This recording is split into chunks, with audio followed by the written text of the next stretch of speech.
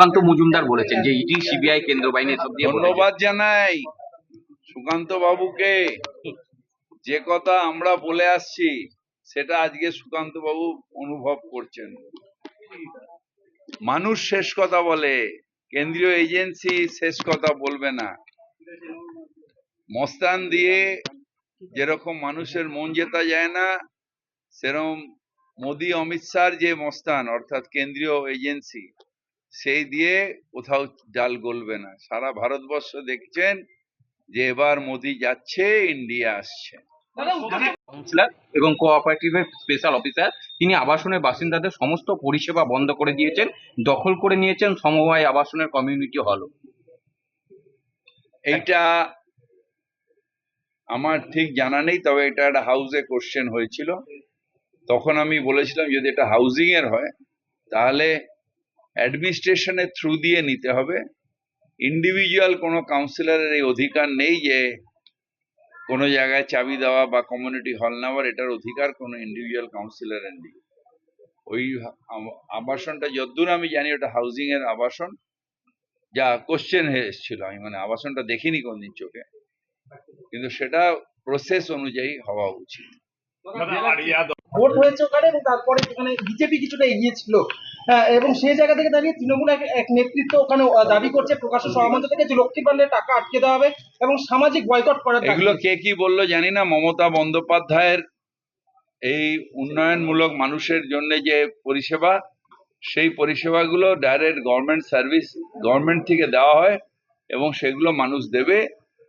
আমরা নিশ্চিতভাবে চাইবো যে সঠিক পরিষেবা মানুষ পাক এবং সেই কাজটা সঠিকভাবে হোক। বিজেপির রাজনৈতিক ফায়দার জন্য যেন আমাদের পরিষেবাগুলোকে কাজে না লাগানো। দেখুন, উচ্ছেদ কোথাও হয়নি। নো হকার উচ্ছেদ করেছে। হকারদের রেস্ট্রিক্টেড করা হয়েছে 1/3 অফ দি ফুটপাথ।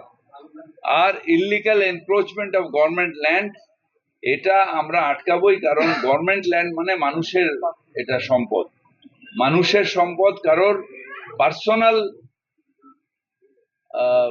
প্রফিটের জন্য বা পার্সোনাল বেনিফিটের জন্য মানুষের সম্পদ ছাড়া যায় না। কিন্তু হকার ভাইদের সাথে আমরা আছি। হকার নিয়ন্ত্রিত ভাবে ফুটপাতের জায়গা বা একটা জায়গায় বসবেন।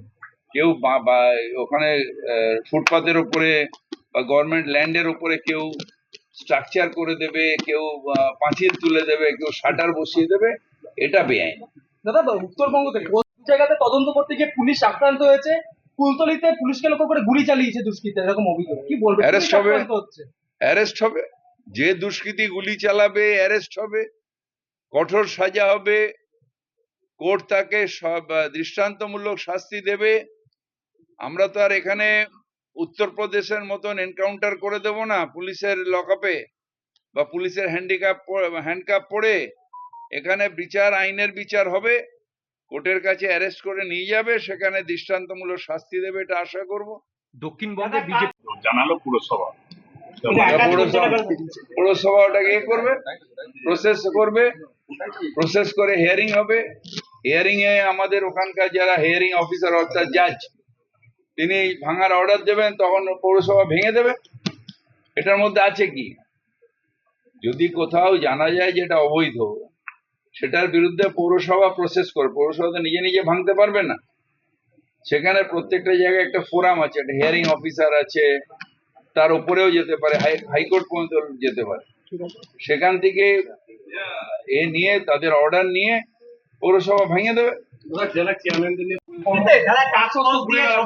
দাম কমছে না। আজকে কলকাতা পৌরসভাতে গলায় সবজির মালা নিয়ে বিজেপি বিক্ষোভ দেখেছে। ওগুলো হচ্ছে ন্যাকামি। নিশ্চিতভাবে মমতা বন্দ্যোপাধ্যায়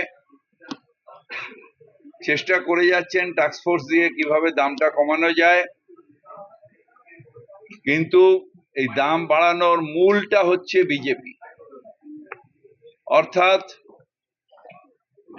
ফার্টিলাইজারের উপরে জিএসটি, তেলের একটা আগুন দাম, ট্রান্সপোর্টেশন এবং যে মোটর চলে তার একটা বিশাল দাম, ইলেকট্রিসিটির দাম বাড়িয়ে দিয়েছে।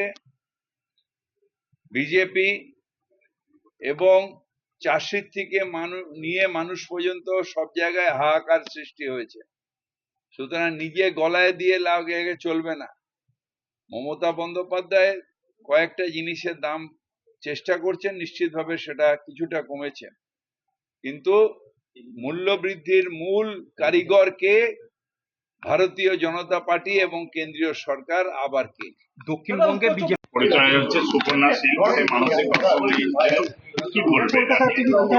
অত্যন্ত দুঃখের, কষ্টের।